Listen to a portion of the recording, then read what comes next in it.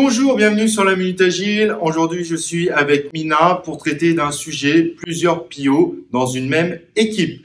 Donc, je vais proposer à Mina, évidemment, de se présenter rapidement et on entame le sujet tout de suite après.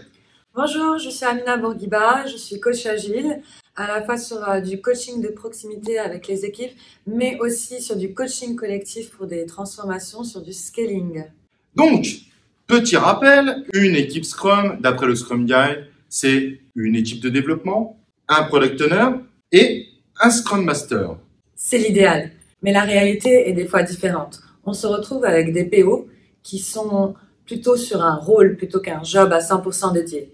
Et ce qui arrive souvent, c'est qu'on se retrouve avec plusieurs PO face à l'équipe. Et chaque PO vient avec sa roadmap, chaque PO vient avec ses priorités et est le représentant aussi de différents business, de différents utilisateurs. Et c'est là que l'équipe se dit, comment on fait? Qu'est-ce qu'on choisit? Ça crée des tensions. Comment passer au-dessus de ces tensions? Eh oui, en effet, on peut avoir plusieurs PO pour une même équipe. C'est un environnement qu'on rencontre de temps en temps. Et donc, on va vous aider à avoir des petites astuces pour que ça fonctionne pas si mal que ça. Et même si c'est pas Scrum Guide, au final, ça peut fonctionner très correctement. L'une des premières idées, ça serait tout simplement de trouver quel serait le PO interlocuteur dédié à l'équipe. Ça signifie quoi? Ça signifie tout simplement mettre tous les PO autour d'une table, voir celui qui a le plus d'impact par rapport au delivery de l'équipe et lui demander si aujourd'hui, il pourrait être celui qui centralise toutes les demandes et prioriser tout le backlog pour l'équipe. Si ce n'est pas possible d'arriver à un compromis entre eux, voir s'il y a un sponsor projet éventuellement et voir si lui-même peut désigner le PO interlocuteur pour l'équipe. Une autre idée, ça serait d'avoir un backlog unique et commun à l'équipe parce qu'une équipe égale un backlog. Peu importe que vous ayez plusieurs PO ou plusieurs projets. L'idéal, ça serait que l'équipe arrive à un sprint planning avec un seul backlog, des user stories priorisés et ça permettra une meilleure collaboration. Ça permettra aussi d'avoir une meilleure visibilité sur l'ensemble des choses qu'on souhaite faire sur cette itération et délivrer de la valeur par petit bout de projet ou par petit bout de user si vous avez plusieurs PO. Autre astuce qu'on peut vous donner, c'est l'utilisation d'un board de maturation. Alors, même si un PO seul peut utiliser un board de maturation qui va lui permettre de se rappeler l'ensemble des étapes pour faire maturer sa user story pour qu'elle devienne ready au développement. L'avantage, c'est que si on fait le même board pour l'ensemble des PO, même pour cette collaboration, en effet, ça la renforce, comme disait Mina juste avant, et ça permet d'avoir à peu près les mêmes maturations, le même parcours de maturation et de faire travailler l'ensemble des PO autour de la même idée de maturité. Donc, c'est très important. Vous pouvez voir en bas d'ailleurs un board de maturation très simple et il suffit de le mettre sur 2 lignes.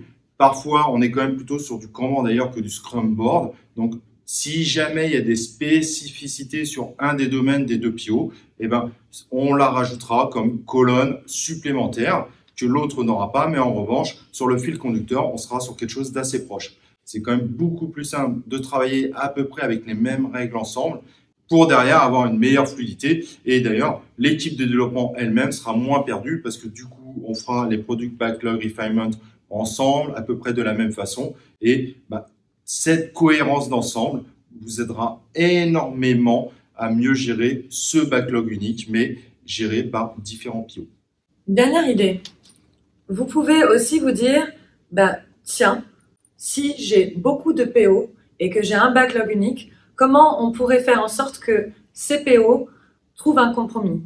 Tout simplement, l'idéal, ça serait que pendant, une demi-journée, 1 heure, 2 heures, selon comment ils s'entendent, qu'ils se retrouvent dans une salle, qu'ils reviennent chacun avec leur backlog priorisé, qu'ils le mettent sur la table et qu'ils commencent à discuter entre eux de qu'est-ce qu'ils aimeraient avoir à la fin de cette itération.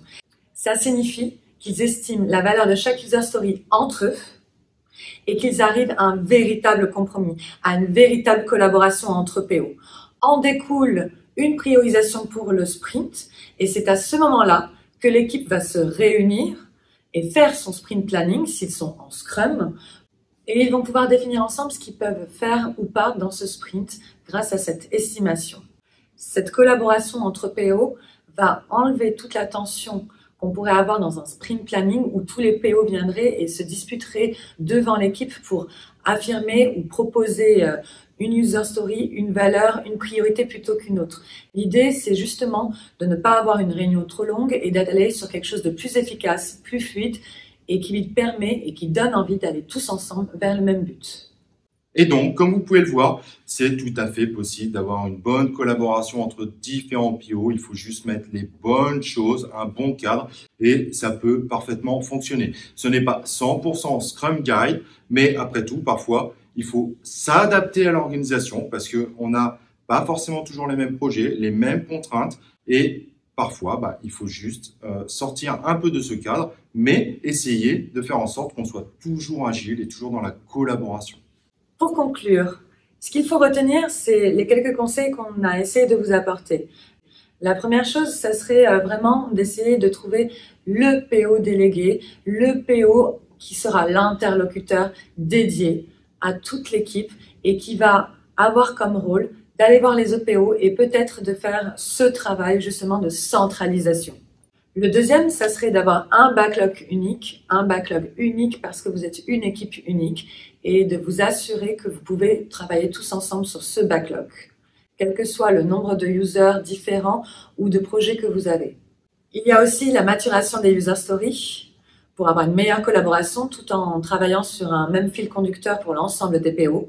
Et enfin, si vous avez vraiment beaucoup de PO, pourquoi pas mettre les PO tous ensemble afin qu'ils trouvent eux-mêmes le bon compromis pour proposer le backlog priorisé, ordonné, avec les compromis qu'ils ont choisis à l'équipe avant votre sprint planning. Et voilà, donc maintenant vous avez plein d'astuces si vous avez plusieurs PO autour d'un même product backlog. Mais si jamais vous avez d'autres astuces parce que vous êtes dans la même situation, je suis sûr que ça plaira à beaucoup de monde. Il y a beaucoup de monde qui vivent cette situation. Donc n'hésitez pas, en bas vous avez une zone commentaire et partagez vos commentaires et vos astuces à l'ensemble des gens qui viennent voir les vidéos. Si les sujets autour de l'agilité vous plaisent, n'hésitez pas à vous inscrire sur cette chaîne YouTube et cliquez sur l'icône de notification pour recevoir en notification toutes nos prochaines vidéos. Et donc, nous on se retrouve pour un prochain épisode de La Minute Agile.